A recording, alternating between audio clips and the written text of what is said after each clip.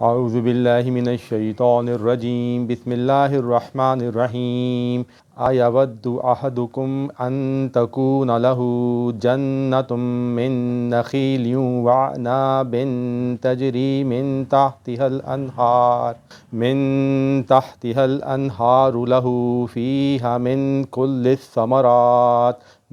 كل الثمرات وأصابه الكبر وله ذرية ضعفاء فأصابها إعصار فيه نار فاحترقت كذلك يبين الله لكم الآيات لعلكم تتفكرون۔ فرمایا اللہ تعالیٰ نے سورہ بقرہ کی آیت نمبر 266 میں، کیا چاہتا ہے تم میں سے ہر ایک شخص کہ ہو واسطے اس کے ایک باغ جس میں ہو کھجور اور انگور، بہتی ہیں اس کے نیچے نہریں، واسطے اس میں ہر طرح کے پھل ہوں، وَأَصَابَهُ الْكِبَرُ وَلَهُ ذُرِّيَّةٌ ضُعَفَاء، اور پہنچے اسے بڑھاپا اور اس کی اولاد ہو کمزور، فَأَصَابَهَا إِعْصَارٌ فِيهِ نَارٌ فَاحْتَرَقَتْ، پس آیا اس کے پاس بگولا جس میں تھی آگ، پس جلا ڈالا اسے۔ کذالک یبین اللہ لکم الآیات لعلکم تتفکرون، مانند اسی طرح بیان کرتا ہے اللہ تعالیٰ اپنی نشانیاں واسطے تمہارے کہ شاید تم فکر کرو۔ یہ 266 آیت نمبر جو سورہ بقرہ کی ہے، یہ رکوع نمبر 36 کی چھٹی اور آخری آیت ہے۔ رکوع نمبر 36 سے جو بات شروع ہوئی ہے وہ ہے انفاق فی سبیل اللہ، کہ اگر ایک شخص کے پاس اللہ تعالیٰ نے اس کی ضرورت سے زیادہ پیسے دیے ہیں یا اس کو اختیارات دیے ہیں یا اس کو اموال دیے ہیں، تو اسے چاہیے کہ وہ اللہ تعالیٰ کے انسانوں میں اسے خرچ کرے اور اس کا وہ صلہ ان سے نہ مانگے۔ اور اس رکوع کے اندر 6 آیات ہیں، 6 آیات میں سے 4 تماثیل اللہ تعالیٰ نے ہمیں سمجھائیں، اور یہ اس کی ایک آخری مثال ہے اس رکوع کے اندر کی۔ بتایا یہ جا رہا ہے کہ اگر کوئی شخص اللہ تعالیٰ کے راستے میں انفاق کرتا ہے تو اس کو چاہیے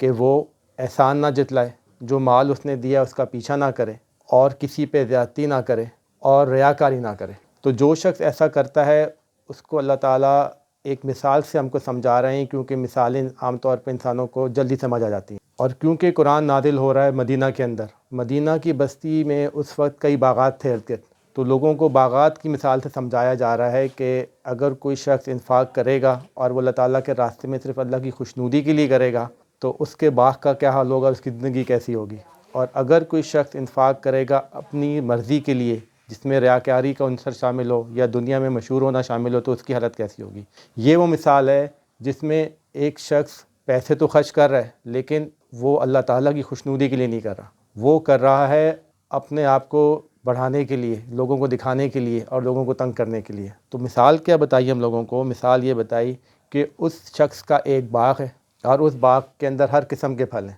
انگور بھی ہیں،